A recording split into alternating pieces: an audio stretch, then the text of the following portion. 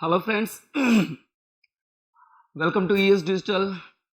I am Atul Ranjan and almost I have 10 years of teaching experience और लगभग मैं 8 सालों से ES Digital से इंजीनियर सक्सेस से जुड़ा हुआ हूँ। ठीक है, तो आज हम लोग बेसिकली आपके लिए लेके आए हैं फ्लूइड मैकेनिक्स एक्चुअली।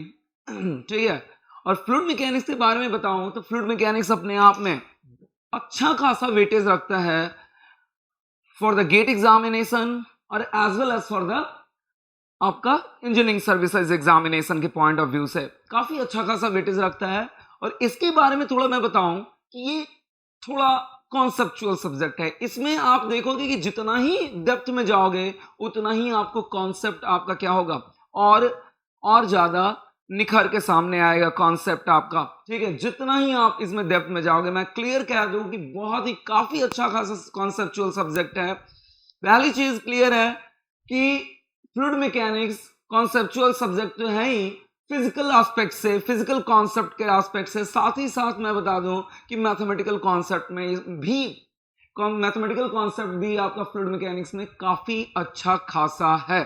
ठीक है ना, तो यानी कि फिजिकल कॉन्सेप्ट भी बहुत अच्छा है और मैथमेटिकल कॉन्सेप्ट भी अच्छा है। तो मैं तो आप लोगों से यही कहूंगा कि आपको fluid mechanics, if you really want to learn about the fluid mechanics then you have quite attentive. आपको काफी अटेंटिव होना पड़ेगा, चीजों को क्लियरली देखना पड़ेगा, चीजों को क्लियरली समझना पड़ेगा। जो मैं यहाँ पे आपके सामने रखूंगा, जो मैं यहाँ पे आपके सामने कॉन्सेप्ट रखूंगा। ठीक है, और मैंने कहा कि वेटेज भी अच्छा खासा है। हालांकि रही बात कि जो हम लोग पढ़ेंगे, आप देखोगे जो हम लोग पढ़ेंगे, आप जितना पढ़ेंगे उसके रेस्पेक्ट में उससे रिलेटेड काफी अच्छा खासा न्यूमेरिकल आपका गेट में भी कवर अप होता है। और इंजीनियरिंग सर्विसेज तो है ही, आप इजीली गेट के क्वेश्चन भी निकाल ले पाओगे और आपका क्या, आपके इंजीनियरिंग सर्विसेज के भी क्वेश्चन आप इजीली निकाल पाओगे। ठीक है, और साथ ही साथ मैंने कहा अगेन रिपीट कर रहा हूं मैं कि फ्लूइड मैकेनिक्स का एक अच्छा खासा वेटेज है। इसका फिजिकल कॉन्सेप्ट भी काफी अच्छा है और मैथमेटिकल कॉन्सेप्ट भी अच्छा है। इसलिए मैं यही कहूंगा आप लोगों को फ्लूइड मैकेनिक्स में काफी अटेंटिव होने की जरूरत होगी। ठीक है, उसके बाद मैंने कहा फ्लूइड मैकेनिक्स से आपका वेटेज भी अच्छा खासा है ईएसी में भी और गेट एग्जामिनेशन में भी। लेकिन एक चीज मैं इंश्योर आप लोगों को करूंगा कि अगर जो मैं यहाँ पे पढ़ाऊंगा, अगर आपने अटेंटिवली आपने उसे सुन लिया तो मैं आपसे यही कहूंगा कि आप गेट के भी क्वेश्चन इजीली निकाल ले जाओगे और ईएससी के भी क्वेश्चन बहुत ही इजीली निकाल ले जाओगे। आप टेंशन मत लीजिए। साथ ही साथ मैंने कहा कि आपका फिजिकल कॉन्सेप्ट भी उसी तरीके से डील करूंगा और मैथमेटिकल कॉन्सेप्ट भी उसी तरीके से डील करूंगा। बेसिकली मैथमेटिकल कॉन्सेप्ट की बात करूं तो मैथमेटिकल कॉन्सेप्ट, अगर आपका डिफरेंशियल कैलकुलस मेनली बात करूं, अगर मैं तो डिफरेंशियल कैलकुलस अगर आपका क्लियर है, डिफरेंशियल कैलकुलस अगर आपका क्लियर है तो मैं कहूंगा कि इस फ्लूइड मैकेनिक्स से मैथमेटिक्स में आपको कहीं भी किसी तरीके का प्रॉब्लम नहीं आने वाला है। ठीक है ना, कहीं भी किसी तरीके का प्रॉब्लम नहीं आने वाला है। अगर आपका डिफरेंशियल कैलकुलस अच्छा नहीं है सो डोंट वरी, एटलीस्ट कम से कम 4 घंटे, 3 से 4 घंटे की क्लास में वेक्टर कैलकुलस पे दूंगा। ठीक है ना, ताकि उस चीज को सिर्फ ग्लिम्स होगा। मैंने कहा जिनको पता है, जिनको वेक्टर कैलकुलस आता है उनके लिए तो बहुत इजी होगा। जिनको वेक्टर कैलकुलस नहीं आता है, जिनको वेक्टर कैलकुलस या डिफरेंशियल कैलकुलस थोड़ा बहुत नहीं आता है, वो जितना बताऊंगा मैं 3 से 4 घंटे में उतना आप याद रखना। जब आप मैथमेटिक्स पढ़ोगे अपने आप आपको सारी चीजें क्या हो जाएंगी, क्लियर हो जाएंगी। मुझे यहाँ पे ग्लिम्स इसलिए देना होगा कि फ्लूइड मैकेनिक्स में बहुत रैपिडली डिफरेंशियल कैलकुलस और वेक्टर कैलकुलस का यूटिलाइजेशन होता है। इसलिए मैं यहाँ पे 3 से 4 घंटे का वेक्टर कैलकुलस का कंप्लीट ग्लिम्स दूंगा और वो एज इट इज आप याद रखोगे तो मेरे लिए थोड़ा पढ़ाना क्या हो जाएगा, बहुत ही इजी हो जाएगा। और आप उसे जो जानते हैं उनके लिए तो बेटर है, जो नहीं जानते हैं वो एज इट इज इन चीजों को नोट डाउन करेंगे और एज इट इज उन्हें याद कर लेंगे, ताकि जब हम आगे बढ़ेंगे तो आपको वो सारी चीजें याद होंगी जिसके कारण हमें मैथमेटिकल कैलकुलेशन में किसी तरीके का प्रॉब्लम नहीं आएगा। रही बात फिजिकल कॉन्सेप्ट की, तो फिजिकल कॉन्सेप्ट एज यूजुअल बहुत अच्छे तरीके से डील करूंगा, उनके डेप्थ में जाएंगे, उनके रीजंस देखेंगे और सारी चीजें हम उनके फिजिक्स को बहुत अच्छे तरीके से सीखेंगे और इसके अकॉर्डिंग हम आगे बढ़ते जाएंगे। सो डोंट वरी, ना ही आपको गेट के एस्पेक्ट से टेंशन लेना होगा, ना ही आपको ईएसई के एस्पेक्ट से टेंशन लेना होगा। इवन मैं आपको बता दूं अगेन, ना आपको इंटरव्यू के पर्पज से किसी तरीके का टेंशन लेना होगा। हाँ, अगर आप चाहें तो न्यूमेरिकल के लिए प्रैक्टिस सेट यूटिलाइज कर सकते हैं, न्यूमेरिकल पर्पस के लिए कोई बुक रेफर कर सकते हैं, हालांकि मैं बुक बता दूंगा, या तो बुक रेफर कर सकते हैं न्यूमेरिकल प्रैक्टिस के लिए, या फिर आप कोई प्रैक्टिस सेट ले सकते हैं किसके लिए, न्यूमेरिकल प्रैक्टिस के लिए, ठीक है। अदरवाइज मैं कहूं कि फिजिकल कॉन्सेप्ट के किसी चीज की जरूरत नहीं होगी, मैथमेटिकल कॉन्सेप्ट के लिए जरूरत नहीं होगी, और साथ ही साथ इंटरव्यू के लिए भी जरूरत नहीं होगी। बट प्रैक्टिस सेट के लिए, प्रैक्टिस के लिए, न्यूमेरिकल प्रैक्टिस जो ज्यादा करना चाहते हैं वो प्रैक्टिस सेट ले सकते हैं, या फिर मैं कहूंगी कोई बुक ले सकते हैं। वो बुक मैं रेफर कर दूंगा आप लोगों को, उस बुक से आप एग्जाम्पल बना सकते हो, सॉल्व कर सकते हो, और एग्जाम्पल सॉल्व करने के बाद आप देखोगे day by day, day by day, day by day आप फ्लूइड मैकेनिक्स का आपका खुद ब खुद कॉन्सेप्ट क्या होता जाएगा। लेकिन फ्लूइड मैकेनिक्स को थोड़ा अटेंटिवली आपको सुनना होगा, अटेंटिवली समझना होगा, इस चीज का ध्यान रखेंगे, ठीक है। क्योंकि एक तो बहुत बड़ा सिलेबस है, ह्यूज सिलेबस है, और दूसरी चीज वेटेज भी अच्छा है, और इसके फिजिकल और मैथमेटिकल कॉन्सेप्ट भी काफी अच्छे हैं, ठीक है। सो सबसे पहले बात करेंगे हम वेटेज की, weightage of FM, weightage of FM, weightage of FM. चलिए देखते हैं, गेट पॉइंट ऑफ व्यू से देखें वेटेज ऑफ एफएम की बात, गेट पॉइंट ऑफ व्यू से देखें, GATE of point of view से देखें तो आप जानते हो गेट टोटल मार्क्स कितना, टोटल मार्क्स आपका 100, ठीक है ना, जिसमें 15 मार्क्स तो आपका पूछ लेता है क्या, 15 मार्क्स तो एप्टीट्यूड पूछ लेता है, ठीक है, और 15 मार्क्स ऑलमोस्ट क्या होता है, 15 मार्क्स ऑलमोस्ट आपका इंजीनियरिंग मैथमेटिक्स पूछ लेता है, इंजीनियरिंग मैथ पूछ लेता है। बचे 17 मार्क्स, 17 मार्क्स आपके कोर सब्जेक्ट के लिए, कोर सब्जेक्ट के लिए 70 मार्क्स। जैसे आप मैकेनिकल के हो या सिविल के हो, मैकेनिकल के हो या सिविल के हो, तो कोर सब्जेक्ट से आपका 70 मार्क्स। और ऑलमोस्ट बता दूं, चाहे मैकेनिकल के हो चाहे सिविल के हो, ऑलमोस्ट जो ट्रेंड है जनरल ट्रेंड 8 to 10 मार्क्स किसमें, एफएम में। आप खुद सब समझ सकते हो, डिस्क्वाइट काफी अच्छा खासा अमाउंट रखता है गेट की पॉइंट ऑफ व्यू से। 8 से 10 मार्क्स एफएम में, अगर 70 मार्क्स में से 10 मार्क्स अपने आप में काफी ह्यूज अमाउंट है, ठीक है ना। तो ये मैं कहूंगा this is the for the mechanical as well as, दोनों के लिए काफी इंपॉर्टेंट सब्जेक्ट हो जाता है। सिविल की बात करूं मैं तो सिविल में आपका ओपन चैनल फ्लो भी एक एक्स्ट्रा आता है, और कम से कम 20 से 25 घंटे का, 20 घंटे का लगभग ओपन चैनल फ्लो आपका सब्जेक्ट है, और आप क्या करोगे, वो भी ऐड करोगे तो उस 20 घंटे के सब्जेक्ट से भी एटलीस्ट 4 मार्क्स का आपके सिविल में क्या क्वेश्चन आते हैं, ठीक है ना। तो मैंने कहा 8 to 10 मार्क्स, और सिविल में ओपन चैनल फ्लो भी आपका एफएम में ऐड हो जाता है, और ओपन चैनल फ्लो से भी लगभग 4 मार्क्स का क्वेश्चन आता है, ठीक है। तो this is exactly the trend, this is exactly the trend for the GATE examination. अगर बात करें हम किसकी, अगर बात करें हम किसकी, ईएसई एग्जाम की, ईएसई एग्जाम की, ईएसई एग्जाम की, तो मैंने कहा ईएसई में तो क्या होता है आपका, मैकेनिकल में ये पेपर 1 में पूछता है, मैकेनिकल में ये पेपर 1 में पूछता है, और सिविल में पेपर 2 में पूछता है, सिविल में पेपर 2 में पूछता है, ठीक है। अगर पेपर 1 की बात करें हम तो पेपर 1 में आपका क्या, पेपर 1 में 300 मार्क्स टोटल होता है। मेंस की बात कर रहा हूं मैं, मेंस, ईएसई मेंस, प्रीलिम्स में भी आएंगे, डोंट वरी, पहले मेंस की बात कर लूं।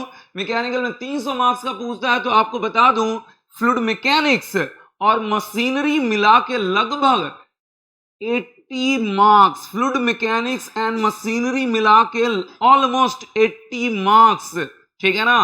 सिविल की बात करें तो सिविल में भी लगभग 60 to 70 मार्क्स है। इसमें ओपन चैनल फ्लो भी आ जाता है, ओपन चैनल फ्लो मिलाएंगे तो और ज्यादा इंक्रीज हो जाएगा। लगभग इतना ही आपका पेपर 2 में भी आता है, ऑलमोस्ट सेम वेटेज रहता है। और इवन ये भी बता दूं कि ऑलमोस्ट सेम सिलेबस भी है आपका mechanical as well as for the civil. 60 to 70 marks आपका पेपर 2 में, पेपर 1 में 80 मार्क्स।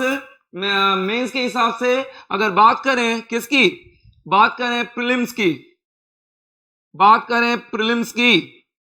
करें प्रीलिम्स की तो दोनों पेपर, मैकेनिकल का दोनों पेपर मिला के ऑब्जेक्टिव होता है, और सिविल में भी दोनों पेपर मिला के ऑब्जेक्टिव होता है। वो ऑब्जेक्टिव 300 मार्क्स कैरी करता है, 300 मार्क्स कैरी करता है, ठीक है। 150 क्वेश्चंस होते हैं जिसमें लगभग almost 20 to 25 marks, 20 to 25 marks आपका किससे, आप खुद सोच सकते हो 80 and 25 ऑलमोस्ट 105, काफी अपने आप में बहुत बड़ा वेटेज है। तो मैंने कहा गेट पॉइंट ऑफ व्यू से भी बहुत बड़ा वेटेज है और इंजीनियरिंग सर्विसेज प्रिपरेशन के पॉइंट ऑफ व्यू से भी बहुत बड़ा वेटेज है। इसलिए आपको मैंने कहा कि इस पे कंसंट्रेट करना होगा, चाहे गेट के लिए आप प्रिपेयर कर रहे हो, चाहे इंजीनियरिंग सर्विसेज एग्जामिनेशन के लिए प्रिपेयर कर रहे हो। और इसे थोड़ा मैंने कहा अटेंटिवली आपको सुनना होगा, अटेंटिवली आपको देखना होगा, तभी इसके बारे में फिजिकल और कॉन्सेप्चुअल चीजें बहुत इजीली आप निकाल ले जाओगे, ठीक है। This is exactly the weightage of FM for the GATE examination for engineering services examination. और यहाँ जो सिलेबस में पढ़ाऊंगा मैकेनिकल सिविल कंबाइंडली पढ़ाऊंगा। वहां यहाँ जो सिलेबस मैंने कहा कि दोनों का सिलेबस ऑलमोस्ट सेम है, ठीक है, यहाँ पे सिलेबस सेम है, ठीक है ना। चलिए थोड़ा सा सिलेबस के बारे में हम डिस्कशन करेंगे। इसके बाद सिलेबस के बारे में डिस्कशन करने के बाद हालांकि बुक के बारे में भी डिस्कशन करेंगे, और देन आफ्टर हम अगेन इंट्रोडक्टरी पार्ट पे चलेंगे, ठीक है ना। इंट्रोडक्टरी पार्ट पे चलेंगे, आगे बढ़ते हैं।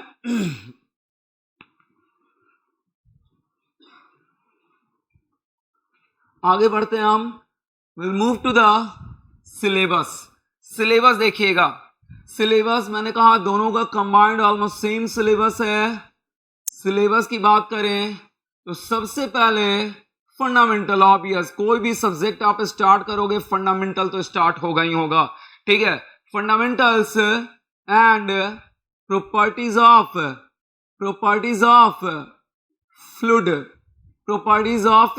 फ्लूइड। एक चीज क्लियर कर दूं मैं आप लोगों को, क्या है कि इस सिर्फ और सिर्फ प्रॉपर्टीज ऑफ फ्लूइड में कुछ ऐसे प्रॉपर्टी आते हैं जो थर्मोडायनेमिक प्रॉपर्टी होते हैं, कुछ ऐसे प्रॉपर्टी आते हैं जो थर्मोडायनेमिक प्रॉपर्टी होते हैं।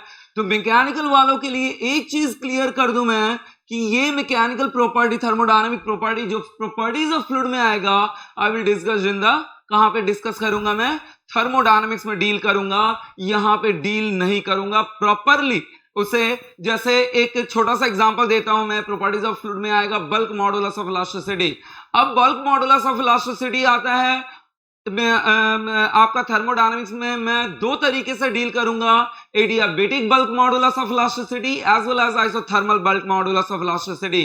साथ ही साथ आपका आता है कंप्रेसिबिलिटी आपका डील करूंगा मैं, adiabatic compressibility as well as इनका आइसोथर्मल कंप्रेसिबिलिटी। तो कुछ चीजें हैं जो मैकेनिकल को इंटरलिंक करती हैं, सिर्फ और सिर्फ वो थर्मोडायनेमिकल पार्ट। डोंट वरी, मैं यहां पे वो चीजें डील नहीं करूंगा, मैं ये इन चीजों को डील करूंगा क्लियरली आपके थर्मोडायनेमिक वाले थर्मोडायनेमिक्स में पोर्शन में। और वो कहां डील करूंगा ये भी बता दूं, प्रॉपर्टीज ऑफ सब्सटेंस, ठीक है ना, प्रॉपर्टीज ऑफ सब्सटेंस में डील करूंगा मैं, ठीक है। That one is exactly comes under the fundamentals and properties of fluid. यहां पे वही सिलेबस डील करूंगा मैं जो कंबाइंड सिलेबस होगा दोनों का। और मैंने कहा कि एक दो चीजों को छोड़ के बाकी सब कुछ सेम है। जैसे थर्मोडायनेमिक प्रॉपर्टी, कुछ चीजें मैंने कहा जो कि मैकेनिकल में है तो वो मैं थर्मोडायनेमिक्स में, क्लियरली थर्मोडायनेमिक्स में डील करूंगा। सो डोंट वरी, इन चीजों के बारे में टेंशन मत लीजिएगा। इसलिए मैं बोल रहा हूं कि कई लोग होते हैं सोचते हैं कि सर ने ये चीज नहीं डील किया, सर ने ये चीज स्किप कर दिया, बट मैंने कहा कि यहाँ पे जितना सिलेबस है उसमें एक चीज भी मैं स्किप करने वाला नहीं हूं, ठीक है ना। वो कहीं ना कहीं आपका, और मैं इंटरलिंक भी बताऊंगा, जहां पे दूसरी जगह बताऊंगा वहां पे इंटरलिंकिंग भी बताऊंगा, कोई भी सिलेबस स्किप नहीं करने वाला हूं मैं, डोंट वरी, ठीक है लोग। दूसरा, the second one, fluid statics. Fluid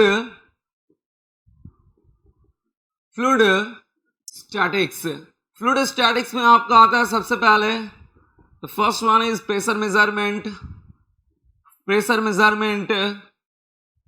उसके बाद आपका हाइड्रोस्टैटिक फोर्सेस,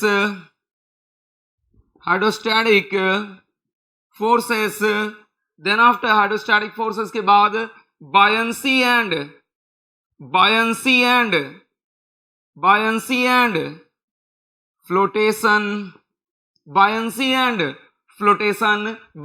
फ्लोटेशन आता है, और भी चीजें आती हैं, लेकिन फिलहाल में देखते हैं आगे।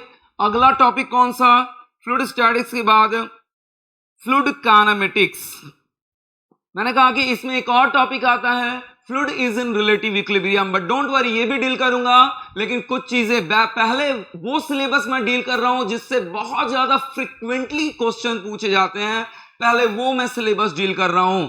वैसे सिलेबस जो फ्रीक्वेंटली क्वेश्चन नहीं पूछे जाते हैं, हालांकि डोंट वरी, अब ये मत सोचना कि जो फ्रीक्वेंटली क्वेश्चन नहीं पूछे जाते हैं मैं उन्हें स्किप कर दूंगा, बहुत जल्दी पढ़ा दूंगा, वो भी मैं डील करूंगा प्रॉपर वे में, बट ये है कि ये मैं क्लियर करके चलूंगा कि उनसे ज्यादा, अब वो आप पे डिपेंड करेगा, वो आप पढ़ो या उन्हें छोड़ो। मैं तो यही कहूंगा कि अगर एग्जाम पॉइंट से व्यू से पढ़ रहे हैं तो किसी चीज को आपको नहीं छोड़ना है, बट ये वेटेज की बात है, वेटेज के अकॉर्डिंग मैंने सिलेबस को डिजाइन किया है, ठीक है, कि किससे ज्यादा फ्रिक्वेंटली क्वेश्चन पूछता है और किससे फ्रिक्वेंटली क्वेश्चन नहीं पूछता है, बट मैं पढ़ाऊंगा उसी तरीके से, जैसे ये पढ़ाऊंगा उसी तरीके से वो सारे भी पोर्शन पढ़ाऊंगा, वो सारे पोर्शन भी डील करूंगा जो आपका फ्रिक्वेंटली क्वेश्चन नहीं पूछा जाता है। सो डोंट वरी, इस बात के लिए बिल्कुल टेंशन मत लीजिएगा।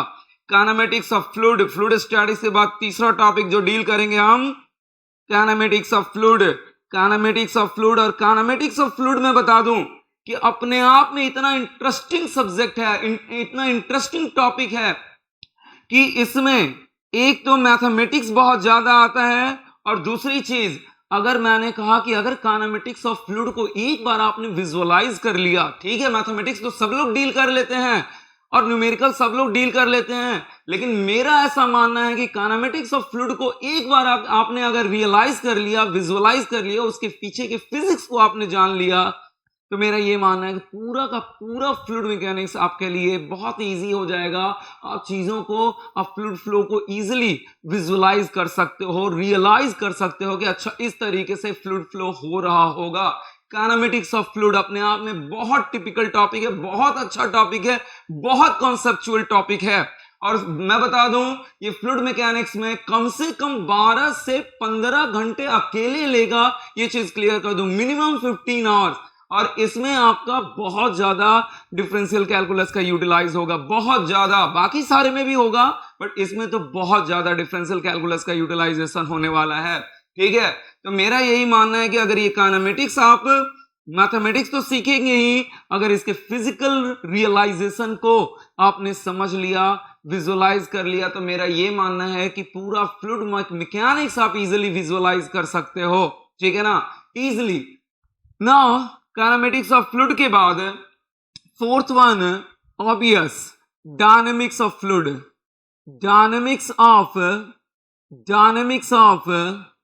डायनेमिक्स ऑफ एक्चुअली इसे कहेंगे इनविस्किड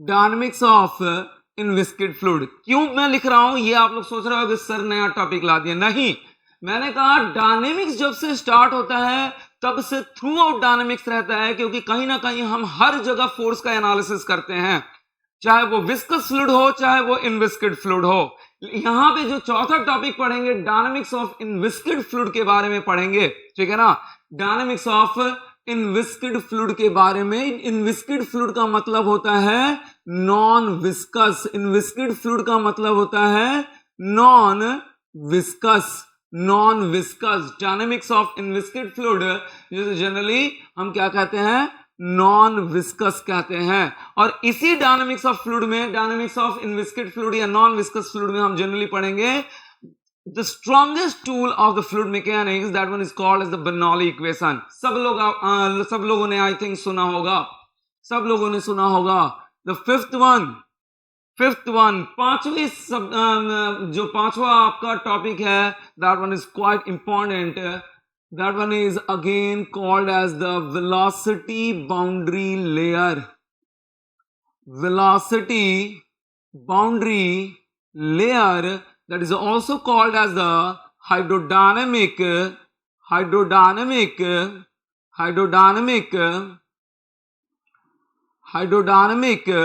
बाउंड्री लेयर।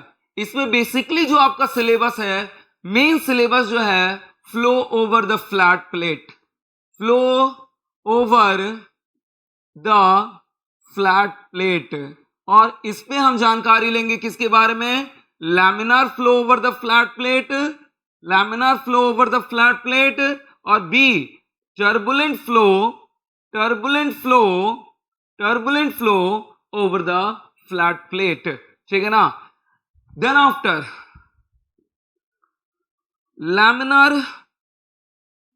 laminar flow, या sometimes also called as the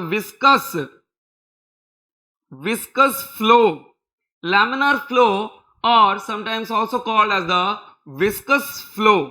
ठीक है ना। सबसे पहले किसके लिए, इनर फ्लो के लिए। इनर फ्लो में किसके लिए सबसे पहले हम देखेंगे, फॉर द पाइप। सबसे पहले देखेंगे पाइप, और उसके बाद देखेंगे क्या, हम सबसे पहले पाइप के बारे में देखेंगे और उसके बाद क्या देखेंगे, what, flow between the parallel plates, flow between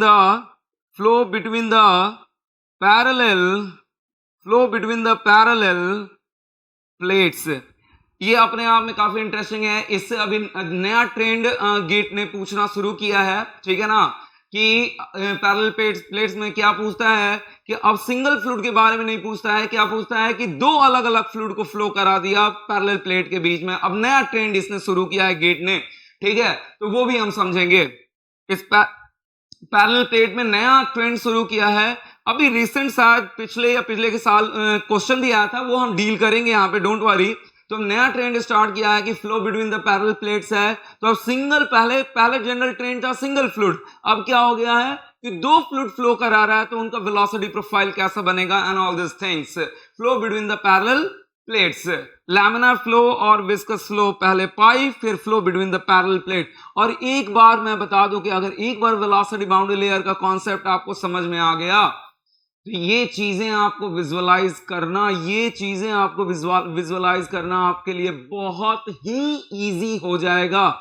this one is quite, चाहे पाइप के लिए देखे, कहीं ना कहीं थोड़ा सा इंटरलिंकिंग होगा इस वेलोसिटी बाउंड्री लेयर से। और ये वेलोसिटी बाउंड्री लेयर अगर प्रॉपर आपने सीख लिया तो विजुअलाइज करना, मैंने कहा ना कि विजुअलाइज, अगर चीजें विजुअलाइज हो गई तो चीजें तो वैसे ही समझ में आ रही हैं कि आखिर ये क्यों हो रहा है। जब उसके पीछे का मेन रीजन हमें समझ में आ रहा है तो अपने आप सारी चीजें क्लियर है। मैथमेटिक्स तो क्या है, मैथमेटिक्स तो मेन रिजल्ट देता है।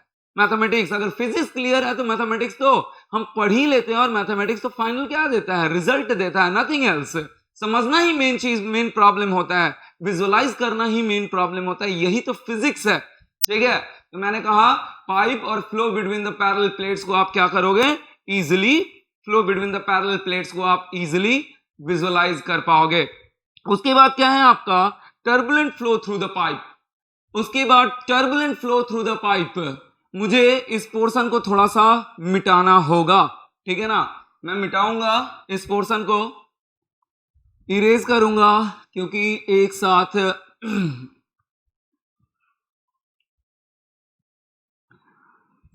turbulent flow through the seventh one is turbulent flow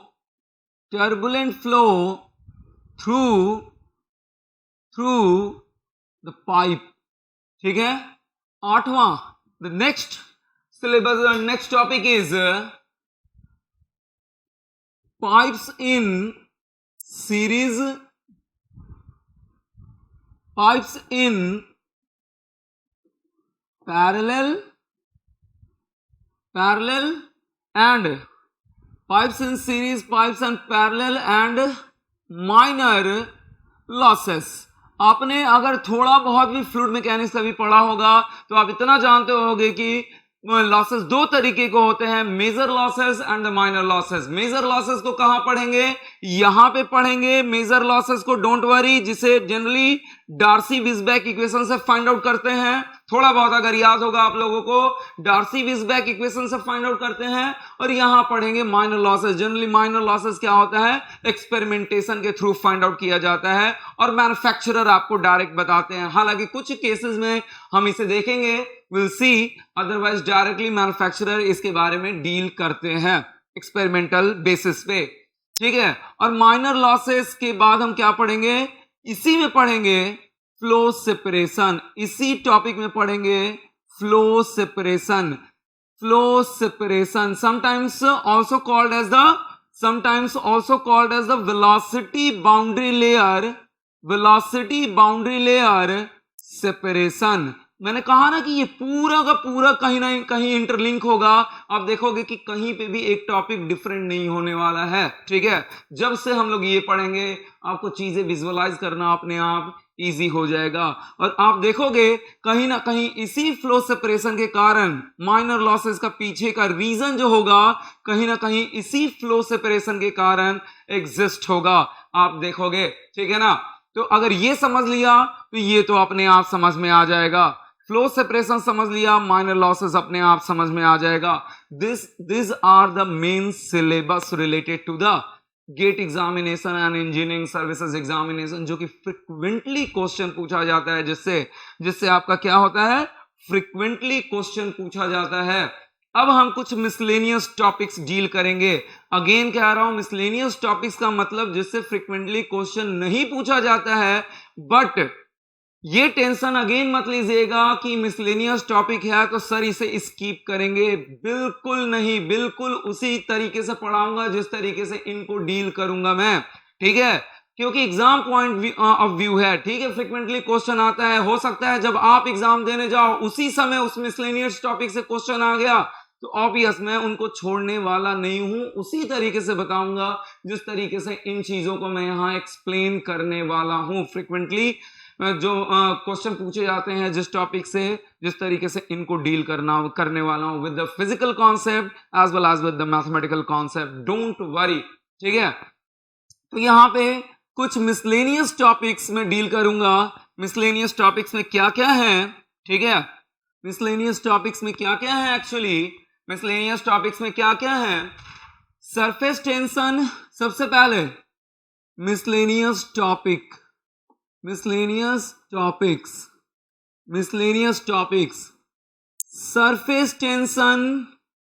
surface tension से बहुत फ्रिक्वेंटली क्वेश्चन आता ही नहीं. आप देख रहे हैं, आप गेट या इंजीनियरिंग सर्विसेज का आप क्वेश्चन बैंक भी उठा के देख सकते हो. बहुत ज्यादा frequently question. And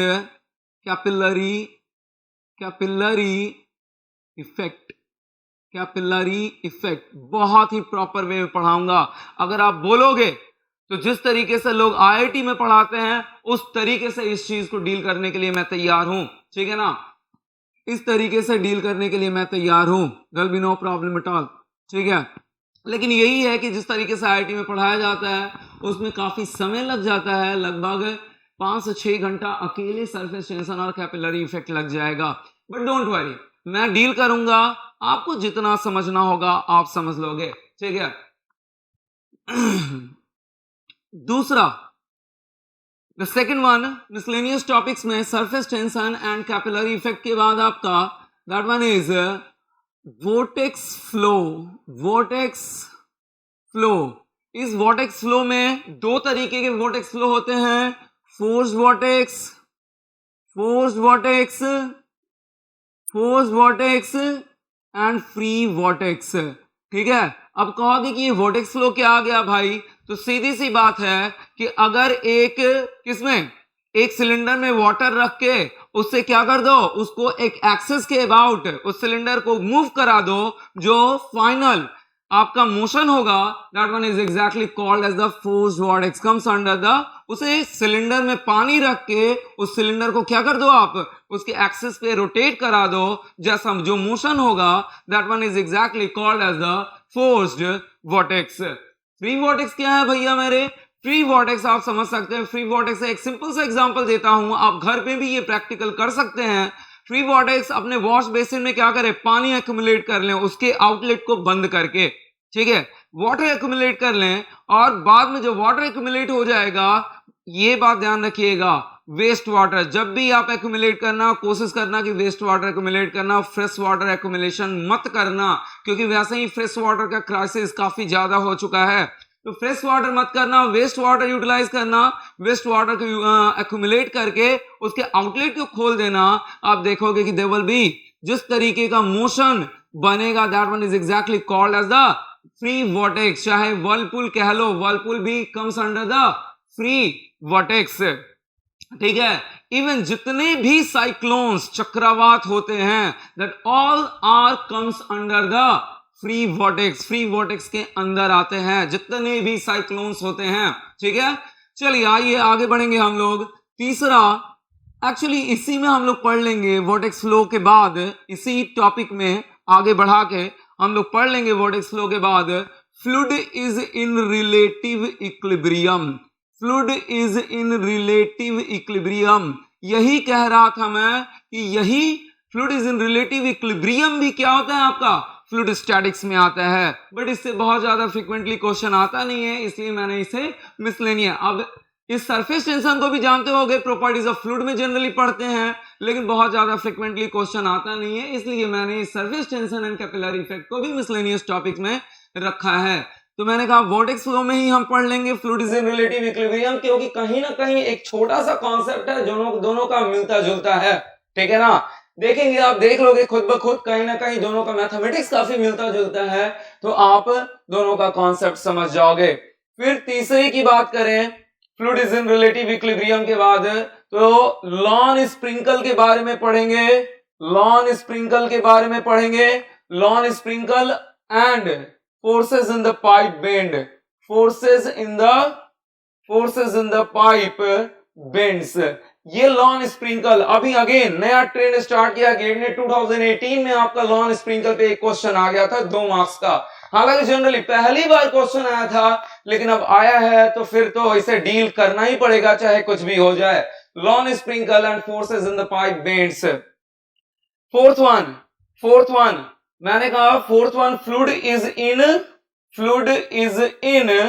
projectile, fluid is in projectile motion, fluid is in projectile motion. आप कहोगे कि ये क्या है, हालांकि मैं कहूंगा जो आपने प्रोजेक्टाइल अपने +1 +2 में पढ़ा है वही है, वही सारा रिजल्ट यूटिलाइज होगा।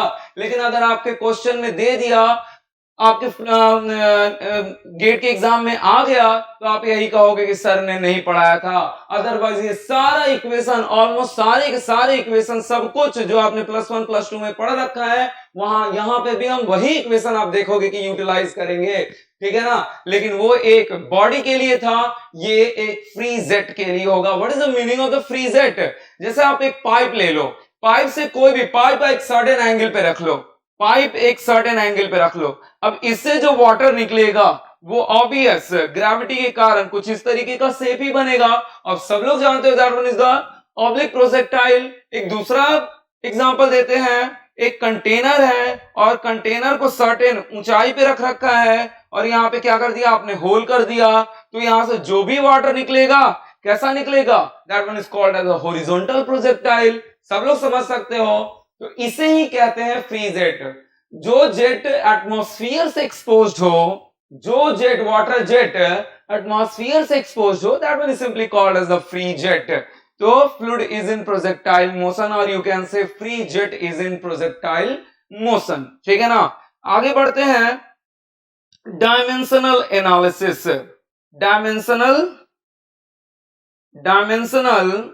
एनालिसिस, डायमेंशनल एनालिसिस, और इसी में पढ़ेंगे model and prototype, model and proto, model and prototype, model and prototype. Dimensional analysis के बारे में क्लियरली बताऊंगा कि आखिर इसका क्यों यूटिलाइज करना पड़ता है हमें, why we can utilize the. हम लोग जनरली सोचते हैं कि फ्लूइड मैकेनिक्स में पढ़ते हैं तो फ्लूइड मैकेनिक्स में ही जनरली डायमेंशनल एनालिसिस का यूटिलाइजेशन होता है, बट हर जगह आप इसलिए इसे यूटिलाइज कर सकते हो जहां पे भी आपको एक्सपेरिमेंटेशन परफॉर्म करना होता है।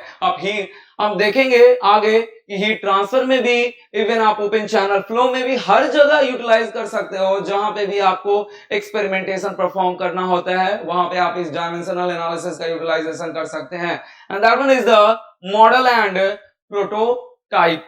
ठीक है, इसे भी पढ़ेंगे क्योंकि थोड़ा बहुत अगर जानते हो कि कोई भी ऐसा चीज जिस पे हमें एक्सपेरिमेंटेशन करना है अगर वो बहुत बड़ा है तो उसका एक मॉडल बनाते हैं और मॉडल पे ही सारा, और मॉडल सिमेट्रिकल मॉडल बनाते हैं, ज्योमेट्रिकल सिमिलरिटी होनी चाहिए, काइनेमेटिक सिमिलरिटी होनी चाहिए और डायनामिक सिमिलरिटी होनी चाहिए। ये सारी चीजें हम लोग पढ़ेंगे और उस सिमिलर मॉडल पे आप क्या करते हो, एक्सपेरिमेंटेशन परफॉर्म करते हो और उसके अकॉर्डिंग आप प्रोटोटाइप का परफॉर्मेंस प्रेडिक्ट करते हो। तो ये सारी चीजें हैं। उसके बाद मैंने कहा आगे that one is exactly then after drag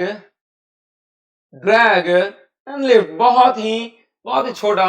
अगर ये आपने क्या थोड़ा बहुत क्या कहते हैं वेलोसिटी बाउंड्री लेयर वगैरह पढ़ रखा है तो ड्रैग एंड लिफ्ट बहुत ही आसान हो जाता है। हालांकि अगर ड्रैग एंड लिफ्ट की बात करें तो ड्रैग एंड लिफ्ट अपने आप में काफी इंटरेस्टिंग टॉपिक है, क्योंकि ड्रैग एंड लिफ्ट ही क्या होता है, फंडामेंटल ऑफ एरोडायनेमिक्स।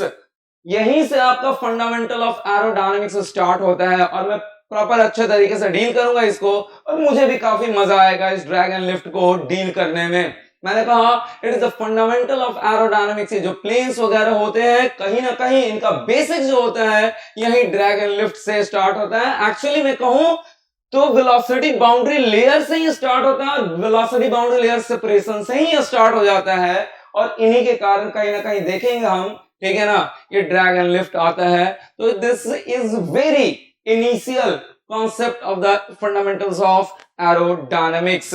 ठीक है, एक चीज और क्लियर कर दूं कि जब हम प्रॉपर्टीज ऑफ फ्लूइड पढ़ेंगे उसमें थोड़ा बहुत जानेंगे कि इनकंप्रेसिबल फ्लूइड कौन कौन से होते हैं और कंप्रेसिबल फ्लूइड कौन कौन से होते हैं, इनकंप्रेसिबल के क्या रीजन है और कंप्रेसिबल के क्या रीजन है। बट इतना क्लियर कर दूं कि बाकी टोटल फ्लूइड मैकेनिक्स जो हमें पढ़ना है जनरली इनकंप्रेसिबल फ्लूइड के बारे में पढ़ना है। बाकी सारा सिलेबस जो मैंने लिखा है किसके लिए लिखा है, इनकंप्रेसिबल फ्लूइड के लिए लिखा है। बट प्रॉपर्टीज ऑफ फ्लूइड में हमें क्या थोड़ा बहुत पढ़ना होगा कि आखिर फ्लूइड इनकंप्रेसिबल क्यों होते हैं। जनरली आपने सुना होगा कि लिक्विड क्या होता है, इनकंप्रेसिबल होता है और गैसेस क्या होते हैं, कंप्रेसिबल होते हैं। तो इसके पीछे का रीजन हम जानेंगे कि आखिर ऐसा क्यों, ठीक है ना, प्रॉपर्टीज ऑफ फ्लूइड। लेकिन उसके बाद जितने भी सिलेबस मैंने लिखा है all are for the incompressible fluid. इस बात का ध्यान रखिएगा, किसके लिए, incompressible fluid as well as for the incompressible flow. ठीक है, drag and lift, this one comes under the miscellaneous topics, this one comes under the miscellaneous topic. चलिए, यह रहा आपका सारा का सारा, और फ्लूइड मैकेनिक्स में काफी लंबा चौड़ा इसका सिलेबस है तो काफी देर तक हम साथ भी रहेंगे इसके साथ, फ्लूइड मैकेनिक्स के साथ, ठीक है ना, डोंट वरी। सारी चीजें, रही बात बुक की तो बुक के बारे में थोड़ा सा डिस्कशन कर दे रहा हूं मैं, बुक के बारे में थोड़ा सा डिस्कशन कर दे रहा हूं। बुक तो बहुत सारे हैं लेकिन टेंशन मत लीजिए, आपको बहुत ज्यादा नहीं खरीदना है। मैक्सिमम एक खरीदना चाहते हो बोल रहा हूं, बट क्योंकि आप यहाँ पे देखोगे at the end of the syllabus काफी न्यूमेरिकल आपके पास रहेंगे, लेकिन फिर भी जो चाहते हैं कि नहीं और अगर हम न्यूमेरिकल प्रैक्टिस करना चाहते हैं तो मोदी एंड सेठ काफी एग्जांपल्स है इसमें और अच्छे एग्जांपल्स हैं, इनको आप खरीद सकते हो। और साथ ही साथ अगर आप खरीद सको तो कोई प्रैक्टिस सेट खरीद लेना, या प्रैक्टिस सेट भी हटाओ यार, क्वेश्चन बैंक सफिशिएंट है, प्रैक्टिस सेट भी हटाइए, क्वेश्चन बैंक सफिशिएंट है। क्वेश्चन बैंक ईएसी का, प्रीवियस ईयर्स का, जितने भी पीछे साल तक का आप खरीद सकते हो। आप गेट के एग्जामिनेशन का जितना भी आप खरीद सकते हो आप खरीद लेना। Question bank is quite necessary, question bank is quite necessary. Practice set से भी ज्यादा क्वेश्चन बैंक, क्योंकि क्वेश्चन बैंक बनाने से आपका कॉन्फिडेंस बिल्डअप होता है। और बाकी मोदी एंड सेठ है। रही बात और कोई स्टूडेंट होंगे जो ज्यादा जिज्ञासु होंगे और बुक जानने की, तो बुक बता दूं मैं, यू कैन बाई एसके सॉम, बहुत ही कॉन्सेप्चुअल बुक। आईटी खड़गपुर के डायरेक्टर रह चुके हैं, हालांकि अब नहीं है, बट बहुत ही कॉन्सेप्चुअल बुक है, बहुत ही कॉन्सेप्चुअल बुक। और मैं आप लोगों से यही आग्रह करूंगा कि इसे मत खरीदना, क्योंकि जब तक आपको बेसिक नॉलेज नहीं होगा इसके सॉन्ग की बुक को आप नहीं पढ़ सकते हो, ठीक है ना। जब तक आपके पास बेसिक नॉलेज नहीं होगा आप इसके सॉन्ग की बुक नहीं पढ़ सकते हो। बट अगर कॉन्सेप्चुअल पॉइंट से बात करें तो बहुत ही अच्छी बुक है, ठीक है। इसके सॉन्ग के बाद बात करें तो के सुब्रमण्या में बता दूं कि कॉन्सेप्ट कुछ नहीं है, इसमें बेसिकली न्यूमेरिकल के लिए जाना जाता है। That one is from the IIT Kanpur, ठीक है ना। आईआईटी कानपुर के प्रोफेसर थे एक्चुअली के सुब्रमण्या। सिर्फ और सिर्फ न्यूमेरिकल पर्पस के लिए जाना जाता है इस बुक को, और अच्छे न्यूमेरिकल मिलेंगे, ठीक है। Good numerical will be there in the book of K Subramanya. अगर और आगे बढ़े मैं ये कहूंगा कि अगर कोई फॉरेन ऑथर का नाम लेना चाहते हो तो फॉरेन ऑथर में तो बहुत सारे बुक हैं। सिंजल है आपका, उसके बाद फॉक्स एंड मैकडोनाल्ड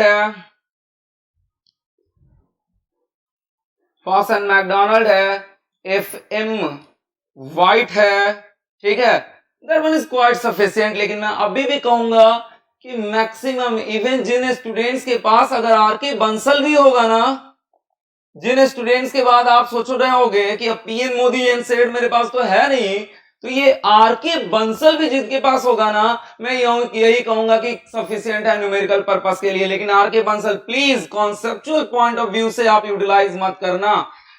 और दूसरी चीज, आप कोई एक बुक खरीदोगे, यहां पे मैं जो आपको पढ़ाने जाऊंगा इन सारे बुक का कंसाइज नोट्स मिलेगा। डोंट वरी, इन सारे बुक का कंसाइज नोट्स मिलेगा, इसलिए आपको कुछ खरीदने की जरूरत नहीं है, ठीक है ना। आप मैक्सिमम खरीदो जिनके पास आरके बंसल है, न्यूमेरिकल प्रैक्टिस के लिए सफिशिएंट है, जिनके पास मोदी एंड सेठ है, न्यूमेरिकल प्रैक्टिस के लिए सफिशिएंट है। या फिर क्वेश्चन, अगर दोनों में से कुछ नहीं है तो डायरेक्ट आप क्वेश्चन बैंक खरीदेंगे। यहां पे कॉन्सेप्ट सफिशिएंट मिलेगा, यहां पे आपको न्यूमेरिकल सफिशिएंट मिलेगा, ठीक है ना। तो आप क्वेश्चन बैंक खरीदेंगे, ओके, ठीक है। चलिए आगे बढ़ेंगे हम लोग। ये हो गया बुक के बारे में। बुक आपको नहीं खरीदना है, क्योंकि कितना बुक खरीदोगे आप। कोई एक ऐसा बुक जो भी आपके पास है वो रहने दीजिए, ठीक है ना। और यहाँ पे जो हम पढ़ेंगे, जितने भी बुक मैं नाम ले रहा हूं उन सबका कंसाइज नोट्स देखेंगे हम।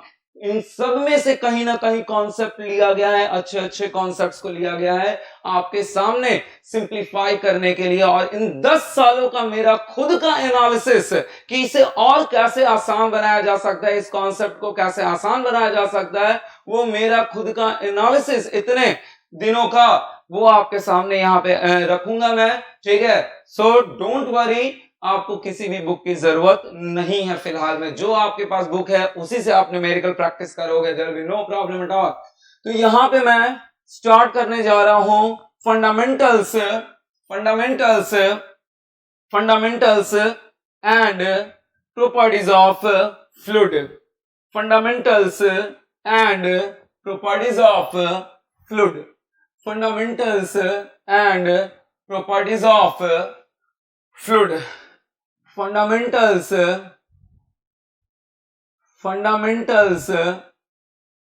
and properties of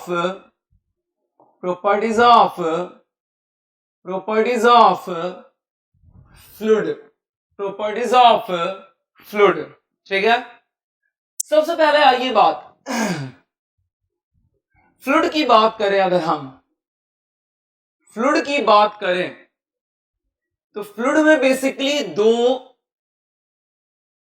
दो फेजेस आते हैं। आप जानते हो किसी भी मैटर के 3 फेज होते हैं, मेनली 3 फेज होते हैं। क्लासिकल कॉन्सेप्ट जो है 3 फेज होते हैं, आज के डेट में तो 5 फेजेस हो चुके हैं, ठीक है ना, जिसमें आपका चौथा प्लाज्मा है and the fourth one is a boast Einstein condensate, this one is the 5th phase. लेकिन मैंने कहा हमें क्लासिकल कॉन्सेप्ट पे ध्यान देना है, इन सब चीजों पे ध्यान नहीं देना है। फ्लूइड एक्चुअली क्या है, फ्लूइड में 2 फेजेस आ जाते हैं, मैटर के 2 फेजेस आ जाते हैं, जिसमें आता है आपका लिक्विड एंड आता है आपका गैस, ठीक है ना। Liquid is highly incompressible, don't worry, बताऊंगा इसका क्लियर मैथमेटिकल इंटरप्रिटेशन दूंगा मैं कि हाईली इनकम्प्रेसिबल क्यों होता है, हाईली इनकम्प्रेसिबल, डोंट वरी, यहां पे सिर्फ मैं लिख रहा हूं, बट इसका प्रॉपर जब बल्क मॉडुलस ऑफ इलास्टिसिटी पढ़ेंगे तो इसका क्लियर आपका एक्सप्लेनेशन मिलेगा कि लिक्विड आपके क्या होते हैं, हाईली कंप्रेसिबल इन नेचर होते हैं, और गैस जो होता है highly compressible in nature, highly compressible in nature. So don't worry, ये मत सोचना कि ये कैसे होगा और सर ने कैसे अपने आप से लिख दिया, मैं आपको क्लियर मैथमेटिकल एनालिसिस दूंगा, ठीक है ना, और प्रॉपर एक्सप्लेनेशन इसको करेंगे कि लिक्विड जो है हाईली इनकम्प्रेसिबल इन नेचर होता है और गैसेस जो होता है हाईली कंप्रेसिबल इन नेचर होता है। रही बात सॉलिड इस फ्लूइड के अंदर नहीं आता है, ठीक है ना, सॉलिड इस फ्लूइड के अंदर नहीं आता है।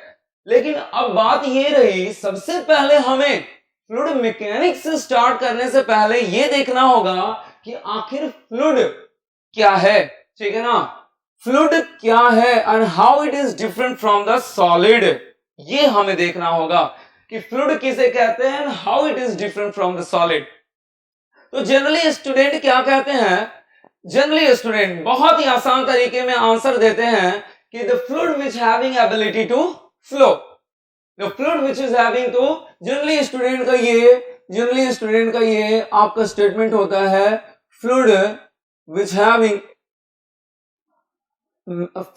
Matter which having ability to which having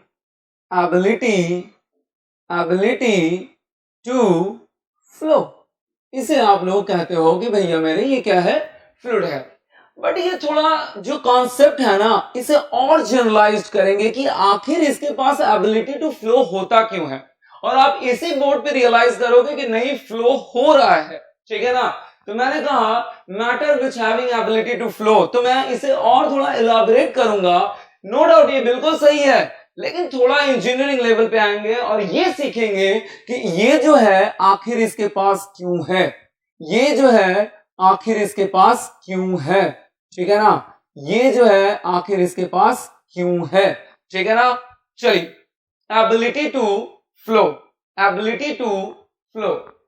चलिए देखते हैं, हम आगे बढ़ते हैं। लेकिन इस एबिलिटी टू फ्लो पे आने से पहले हम क्या करेंगे, एक छोटा सा स्ट्रेस के बारे में जानेंगे, ठीक है ना, स्ट्रेस के बारे में जानेंगे,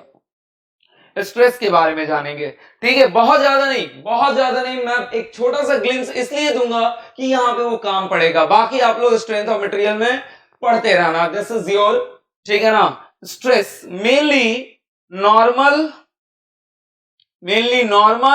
and the second one is the shear, ठीक है ना। नॉर्मल कब होता है, सिंपल सी बात है जब नॉर्मल फोर्सेस एक्ट करते हैं, बिल्कुल भी एसेंट्रिसिटी नहीं होनी चाहिए, और शियर जब पैरेलल टू द फोर्सेस जो है, parallel to the area, forces जो है पैरेलल टू द एरिया अगर एग्जिस्ट करे, that one comes under the shear. बस इससे ज्यादा मैं कुछ नहीं बात करने वाला। मैंने कहा नॉर्मल कब, नॉर्मल तब आपका जब बिल्कुल फोर्स आपका क्या लग रहा है, बिल्कुल नॉर्मल लग रहा है, ठीक है ना। पैरेलल कब, जब फोर्स आपका किसके पैरेलल लग रहा हो, सरफेस के पैरेलल लग रहा हो, ठीक है। और स्ट्रेस जनरेट क्यों होता है, you know very well, stress actually generate क्या होता है, स्ट्रेस हम क्या लिखते हैं, स्ट्रेस को लिखते हैं रेसिस्टेंस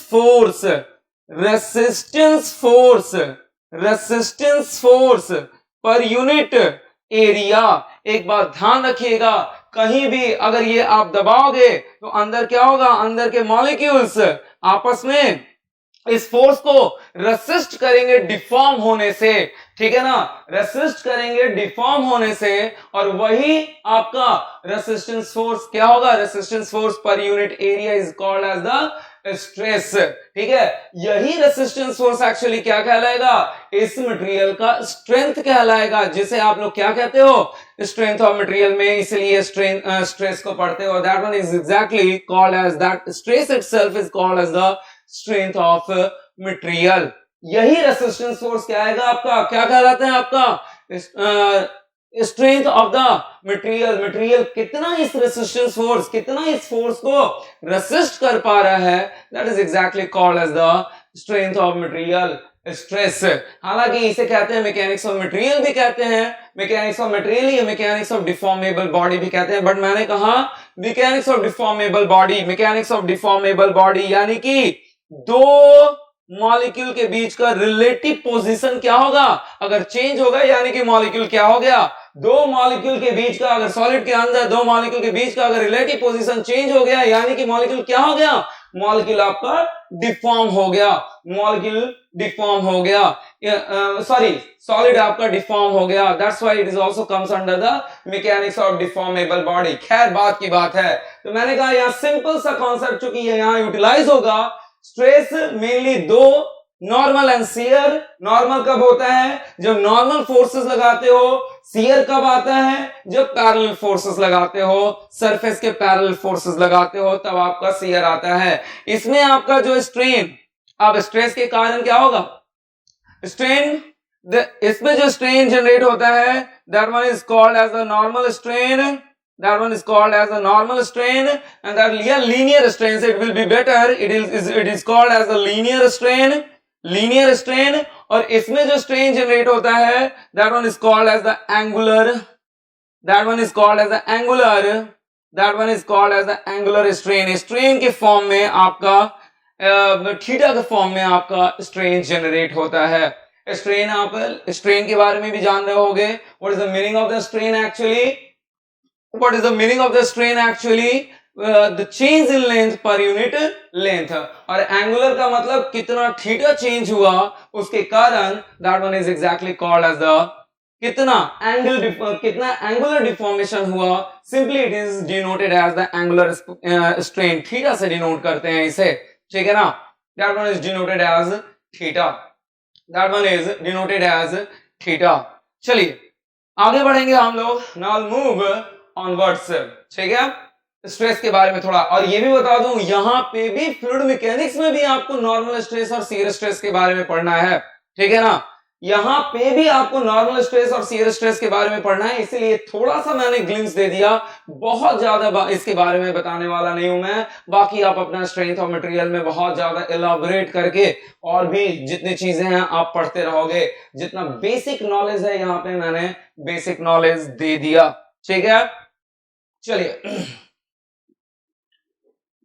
आगे बढ़ेंगे हम लोग, अब देखेंगे कि मैंने कहा कि फ्लूइड और सॉलिड, सॉलिड फ्लूइड के अंदर नहीं आता है, क्यों नहीं आता है, तो जनरली स्टूडेंट इसलिए देते हैं कि matter which having ability to flow comes under the fluid, और सॉलिड के पास एबिलिटी टू फ्लो नहीं होता है। वो स्टूडेंट बिल्कुल सही होते हैं, वो स्टूडेंट बिल्कुल सही होते हैं, बट थोड़ा सा इस चीज को इनहांस वे में देखेंगे कि आखिर रीजन क्या है फ्लूइड के पास एबिलिटी टू फ्लो होने की, आखिर रीजन क्या है फ्लूइड के पास एबिलिटी टू फ्लो होने की, जबकि सॉलिड के पास वो एबिलिटी नहीं है।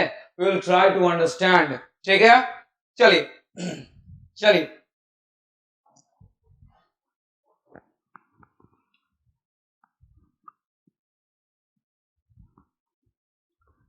सबसे पहले लेते हैं हम सॉलिड, ध्यान से देखते जाइएगा, बहुत इजी है, ऐसा कुछ नहीं है कि बहुत टिपिकल टास्क है इन चीजों को समझना। यह है आपका fluid, that one is exactly fluid. यह है आपका सॉलिड, यह है आपका सॉलिड, ठीक है, यह है आपका solid, and that one is exactly the fluid, that one is exactly the fluid, ठीक है, यह आपका फ्लूइड है। मैंने कहा यहां पे थोड़ा ध्यान दीजिएगा, यहां पे मैंने कहा कि क्या है आपका, अब यहां पे आपने एक शियर फोर्स लगाया, शियर फोर्स लगाया, ठीक है ना। अब शियर फोर्स तो आपने लगा दिया, थोड़ा ध्यान दीजिएगा, शियर फोर्स तो लगा दिया आपने, ठीक है ना। और एक चीज और बताऊंगा मैं, यहां पे जब डिफॉर्मेशन की बात करूंगा मैं फ्लूइड मैकेनिक्स में, जब भी मैं डिफॉर्मेशन की बात करूंगा, ठीक है ना, with in the elastic limit की बात नहीं करूंगा, the deformation with in the elastic limit की बात नहीं करूंगा मैं, क्योंकि with in the elastic limit deformation फिर से आप फोर्स हटाओगे, अपने पोजीशन को रिगेन करेगा, अपने इनिशियल स्टेट को रिगेन कर लेगा, वहां पे किसी तरीके का परमानेंट डिफॉर्मेशन नहीं होगा। लेकिन फ्लूइड मैकेनिक्स में जब भी मैं बार बार मैं deformation with in the elastic limit वगैरह कुछ नहीं कहने वाला हूं। फ्लूइड मैकेनिक्स में अगर डिफॉर्मेशन की बात करूंगा मैं, तो डिफॉर्मेशन का मतलब परमानेंट डिफॉर्मेशन की बात करूंगा मैं, परमानेंट डिफॉर्मेशन की बात करूंगा मैं, परमानेंट डिफॉर्मेशन की बात करूंगा मैं फ्लूइड मैकेनिक्स में। ये ध्यान दीजिएगा, डिफॉर्मेशन का मतलब कोई deformation with in the elastic limit नहीं। अगर deformation with in the elastic limit कहना होगा तो मैं पूरा कह दूंगा deformation with in the elastic limit, लेकिन अगर फ्लूइड मैकेनिक्स में डिफॉर्मेशन की बात करूंगा तो परमानेंट डिफॉर्मेशन की बात करने वाला हूं मैं, ठीक है ना, परमानेंट डिफॉर्मेशन की बात करने वाला हूं मैं। चलिए, तो आपने जब इसे यहां पे फोर्स लगाए, एक सिंपल सा न्यूमेरिकल वैल्यू लेके इन चीजों को समझेंगे ताकि बहुत ही इजी हो जाए हमारे लिए, बहुत ही इजी हो जाए, न्यूमेरिकल वैल्यू लेके इन चीजों को समझेंगे। अगर फोर्स आपने लगाया, फोर्स जब आपने लगाया, आपने यहां पे देखा कि जब 100 न्यूटन, मैंने कहा कि बहुत ज्यादा नहीं, यहां पे मैं क्या कर रहा हूं, यहां पे सिर्फ एक न्यूमेरिकल डेटा से समझाने की कोशिश कर रहा हूं। फोर्स के वैल्यू पे ध्यान आप मत देना प्लीज, ठीक है ना, फोर्स के वैल्यू पे मत ध्यान देना, यहां पे सिंपल डेटा लेके समझाने वाला हूं ताकि आपको समझ सके, आप लोग समझ सको।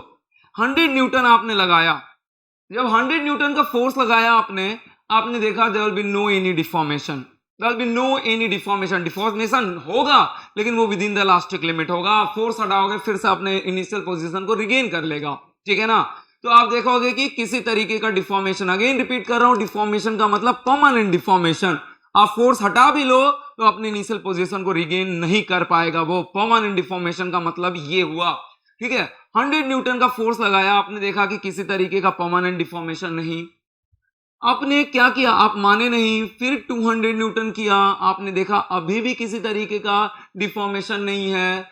300 न्यूटन किया, अभी भी किसी तरीके का डिफॉर्मेशन नहीं है। आप इसे करते करते करते 999 न्यूटन तक ले गए, there will be no deformation, अभी भी आपका डिफॉर्मेशन नहीं है।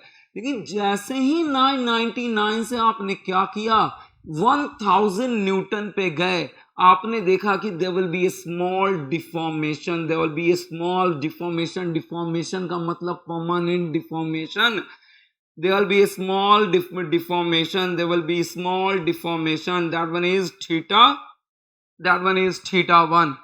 आप अभी भी नहीं रुके, आप इसे बढ़ा के 1200 न्यूटन किए, आपने देखा कि फर्दर आपको एक और डिफॉर्मेशन मिला, that one is called as the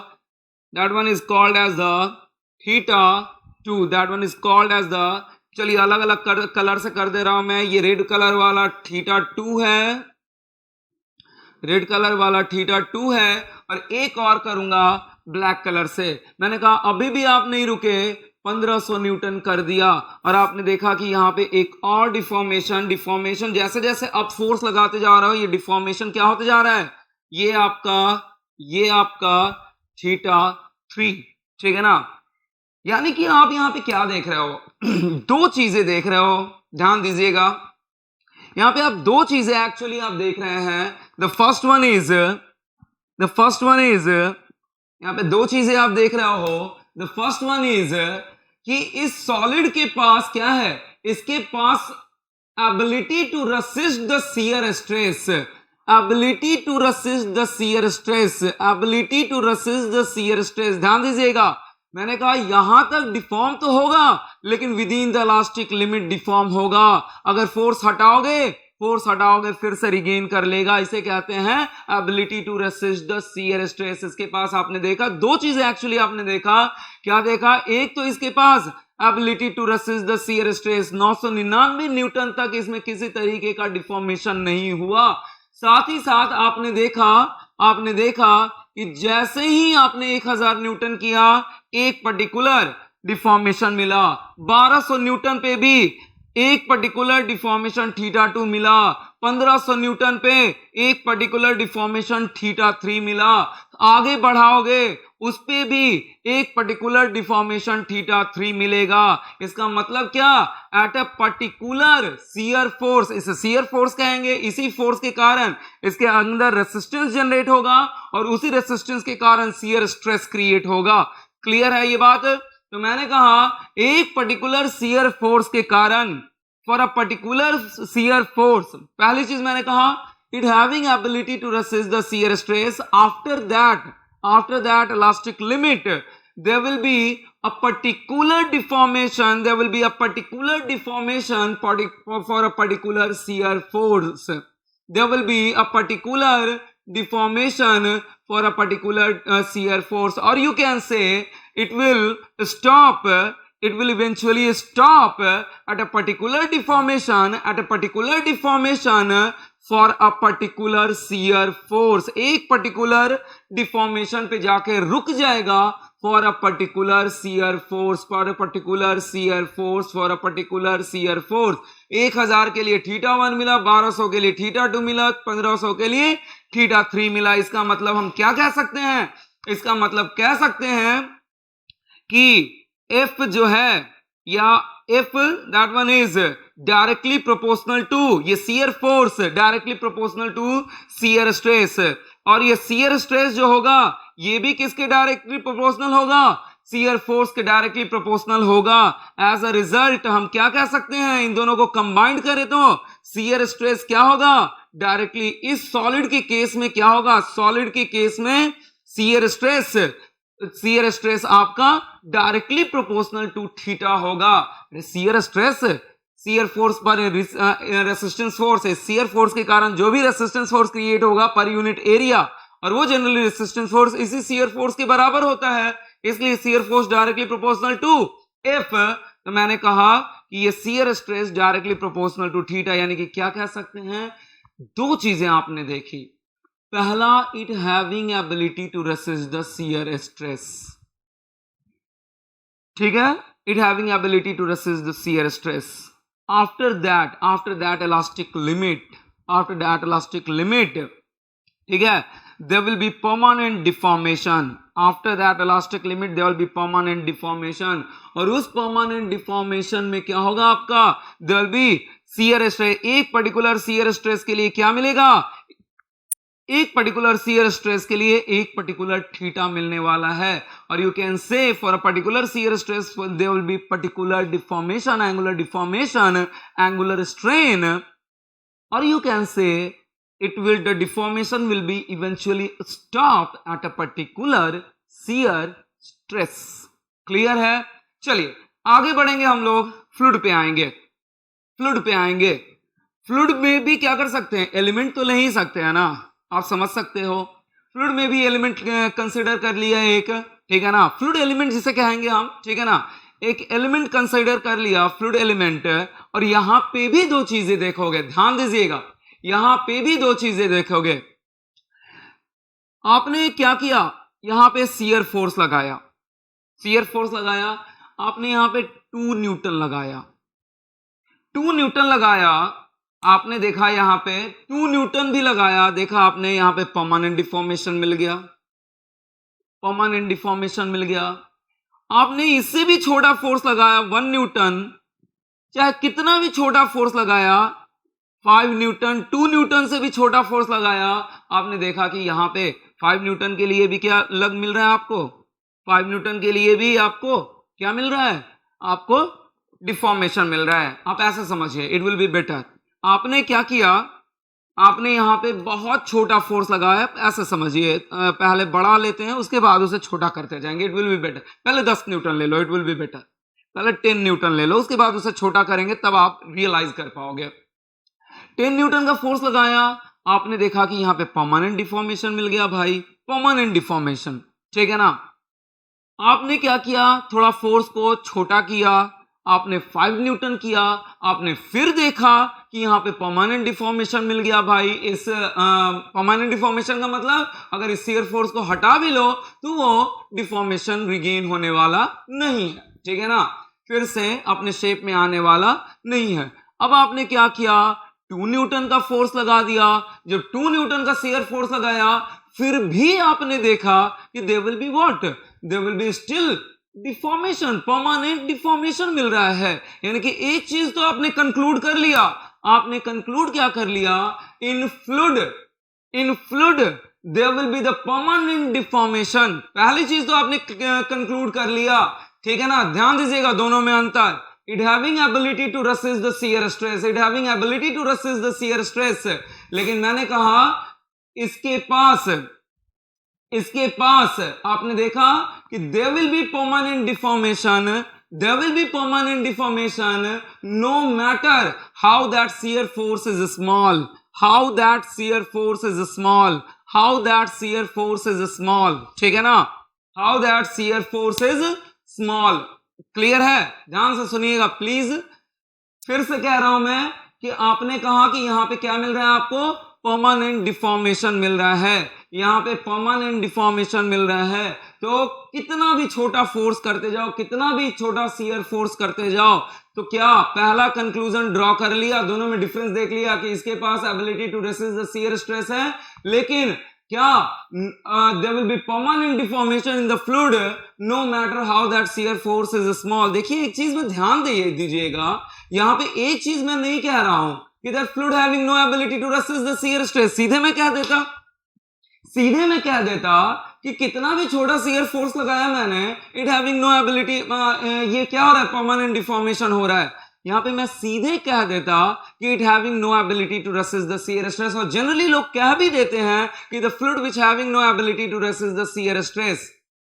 but यहां पे मैं सारी चीजें डील नहीं करूंगा, जब विस्कोसिटी एंड करूंगा तब वहां पे बताऊंगा कि ये स्टेटमेंट जो लोग देते हैं कि the fluid which having no ability to resist the shear stress, ये आधा अधूरा स्टेटमेंट है। जो विस्कोसिटी एंड करूंगा तब आप रियलाइज करोगे, पूरा आपका स्टेटमेंट दूंगा। और इसीलिए यहां पे मैं ये टर्म यूटिलाइज नहीं कर रहा हूं, इस बात का ध्यान देना। नहीं तो मैं भी आराम से कह देता कि यहाँ पे परमानेंट डिफॉर्मेशन हो रहा है, कितना भी छोटा शियर फोर्स लगा ले तो सीधे मैं कह देता कि the fluid which having no ability to resist the shear stress, ठीक है। लेकिन मैं ऐसा नहीं कहूंगा क्योंकि ये आधा अधूरा स्टेटमेंट है, और ये आधा अधूरा स्टेटमेंट अगर इसे पूरा भी कर दूं तो आप अभी नहीं समझ सकते हो, अभी क्योंकि आपका इनिशिएशन है, अभी आपका इनिशिएशन है, ठीक है ना, इनिशिएशन है।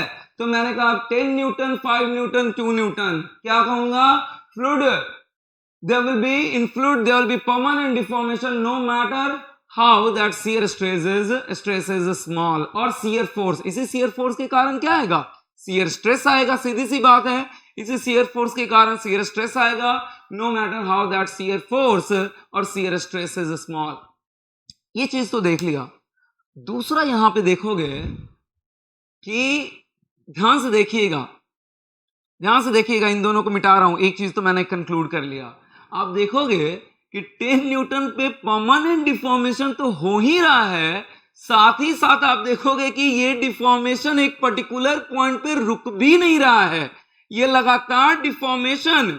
यहां पे क्या था, एक पर्टिकुलर फोर्स के लिए, एक पर्टिकुलर शियर फोर्स के लिए एक पर्टिकुलर डिफॉर्मेशन मिल रहा था, एक पर्टिकुलर शियर फोर्स के लिए एक पर्टिकुलर डिफॉर्मेशन, एक पर्टिकुलर शियर फोर्स के लिए एक पर्टिकुलर डिफॉर्मेशन। लेकिन यहां पे आप देखोगे कि 10 न्यूटन का फोर्स लगाया आपने तो देखा कि डिफॉर्मेशन ही नहीं मिला आपको। क्या मिला आपको, परमानेंट, ये आपका डिफॉर्मेशन कहीं रुक ही नहीं रहा है, कोई θ1, कोई θ2, कोई θ3 पे नहीं रुक रहा है, ये लगातार डिफॉर्मेशन होता ही जा रहा है, लगातार डिफॉर्मेशन आपका होता ही जा रहा है।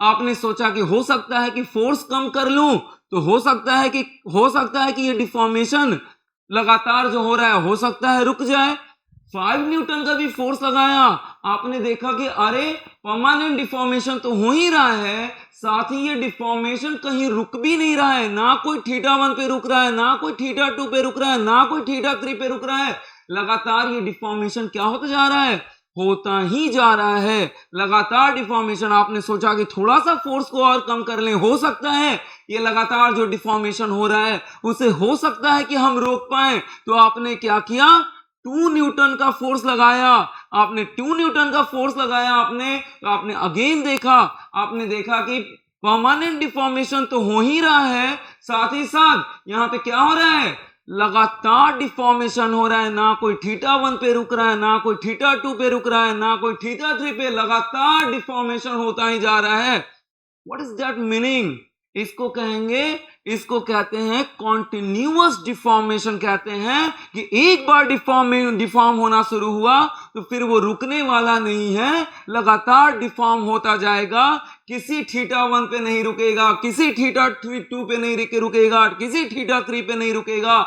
एक बार डिफॉर्म होना शुरू हुआ तो वो लगातार डिफॉर्म होना, कॉन्टिन्यूअस डिफॉर्म होता जाएगा, लगातार डिफॉर्म होता जाएगा। तो यहां पे भी आपने देखा, मैंने कहा कि there will be permanent deformation no matter how the shear force is small, और शियर फोर्स के कारण शियर स्ट्रेस जनरेट होगा, और शियर स्ट्रेस जनरेट होगा तो क्या होगा आपका, no matter how shear stress is small. और साथ ही साथ कहोगे there will be the continuous deformation, there will be the continuous deformation, ठीक है ना। अब क्या किया आपने, अब यहां पे ध्यान दीजिएगा, 2 न्यूटन का फोर्स भी लगाया तो ना θ1 ना θ2 ना θ3, लगातार डिफॉर्मेशन। 5 न्यूटन का भी फोर्स लगाया, ना θ1 ना θ2 ना θ3, कहीं रुकने वाला नहीं है। ये चीज तो कंफर्म है कि जैसे यहां पे आपने लिखा था F directly proportional to theta, F directly proportional to theta, क्या इस फ्लूइड मैकेनिक्स के लिए लिख सकते हैं? ऑब्वियस नहीं, क्योंकि एक पर्टिकुलर फोर्स पे एक पर्टिकुलर थीटा मिलता तो हो सकता था कि F directly proportional to theta आप लिख देते। एक पर्टिकुलर फोर्स पे एक पर्टिकुलर थीटा मिलता तो हो सकता था कि आप F directly proportional to theta लिख देते, और हम जानते हैं F directly proportional to that shear stress directly proportional to F, जिसके कारण ना आप ये लिख सकते हो और ना आप फ्लूइड मैकेनिक्स के लिए ये लिख सकते हो। एक पर्टिकुलर शियर स्ट्रेस या एक पर्टिकुलर शियर फोर्स पे लगातार डिफॉर्म हो रहा है, चाहे 2 न्यूटन का फोर्स लगाया आपने, चाहे 5 न्यूटन का फोर्स लगाया आपने, एक पर्टिकुलर फोर्स पे यहीं तक जाके रुक जाता, अगर यहीं तक जाके रुक जाता तो आप लिख सकते थे। 5 न्यूटन पे जाके यहां तक जाके रुक जाता तो आप ये लिख सकते थे, लेकिन ये रुकने वाला नहीं है, लगातार डिफॉर्मेशन होता ही जा रहा है, लगातार डिफॉर्मेशन होता ही जा रहा है, ठीक है ना।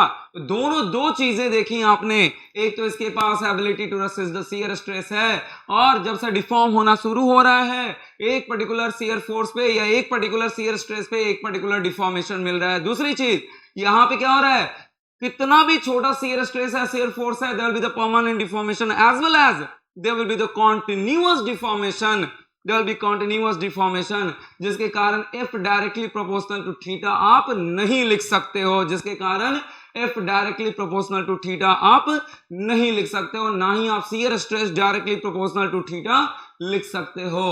अब थोड़ी सी बात करें, लेकिन एक स्टूडेंट A जो कि 2 न्यूटन लगाया और एक स्टूडेंट B जो 5 न्यूटन लगाया, अब क्या किया, थोड़ा सा तो आप समझ ही सकते हो कि ठीक है 2 न्यूटन 5 न्यूटन किसी एक पर्टिकुलर थीटा पे नहीं रुक रहा है, लेकिन उन्होंने क्या किया कि उन्होंने सोचा कि ऐसा काम करते हैं, ऐसा काम करते हैं कि काम करते हैं, डिफॉर्मेशन हम क्या देख रहे हैं, डिफॉर्मेशन हम क्या देख रहे हैं, डिफॉर्मेशन हम क्या देख रहे हैं इन 1 सेकेंड, डिफॉर्मेशन हम क्या देख रहे हैं 1 सेकेंड।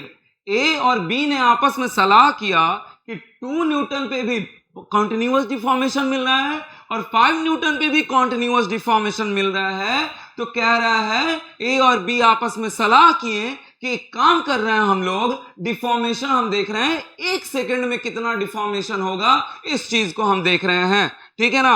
अब दोनों ने सलाह किया, अब तो आप समझ ही सकते हो कि अगर एक 2 न्यूटन का फोर्स लगाया है और एक 5 न्यूटन का फोर्स लगाया है सेम फ्लूइड पे, तो सीधी सी बात है क्या होगा आपका, 1 सेकंड में डिफॉर्मेशन, 1 सेकंड में deformation.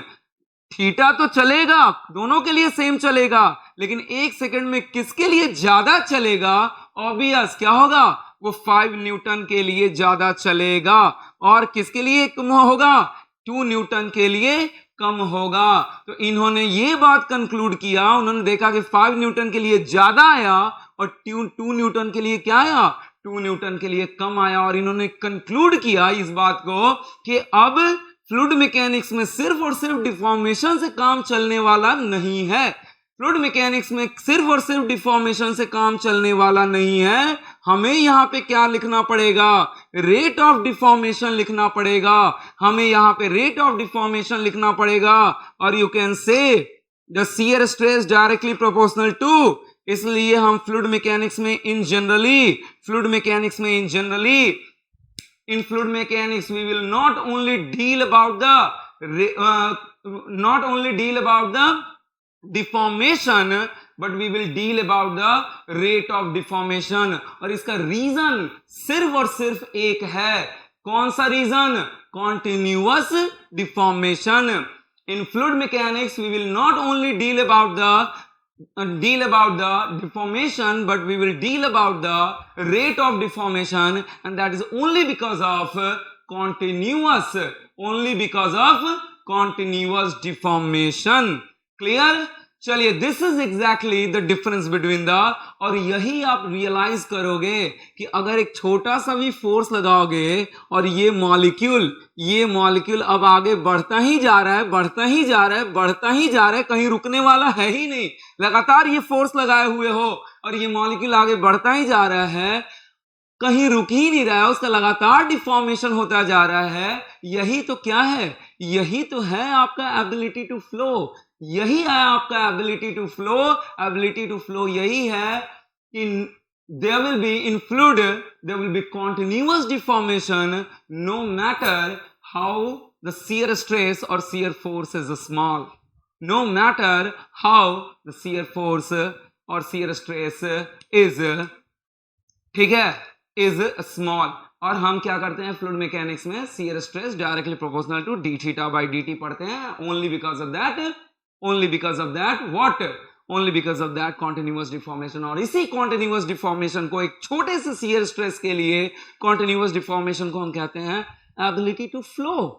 That's why the fluid having ability to flow but solid having no ability to flow, that is only because of that shear is a continuous deformation, और इसके पास continuous deformation की ability नहीं है। तो इसी basis पे दोनों को डिस्टिंक्ट करते हैं कि इसके पास ability to resist the shear stress है, और डिफॉर्मेशन होने के बावजूद भी एक पर्टिकुलर शियर स्ट्रेस पे एक पर्टिकुलर डिफॉर्मेशन मिलेगा, जबकि यहाँ पे कॉन्टिन्यूअस डिफॉर्मेशन मिलेगा, कितना भी छोटा शियर फोर्स या शियर स्ट्रेस हो। और इस कॉन्टिन्यूअस डिफॉर्मेशन के कारण हम ये नहीं लिख सकते हैं, ये तो तब लिखते हैं कि एक पर्टिकुलर फोर्स के लिए एक पर्टिकुलर थीटा मिलता, लेकिन यहाँ 2 न्यूटन के लिए भी क्या होगा, कॉन्टिन्यूअस डिफॉर्मेशन, 5 न्यूटन के लिए भी कॉन्टिन्यूअस डिफॉर्मेशन। लेकिन ए और बी ने आपस में सलाह किया कि देखते हैं कि डिफॉर्मेशन 1 सेकंड में किसके लिए ज्यादा हो रहा है। तो ऑब्वियस ये तो आप भी समझ सकते हो कि थीटा 1 सेकंड में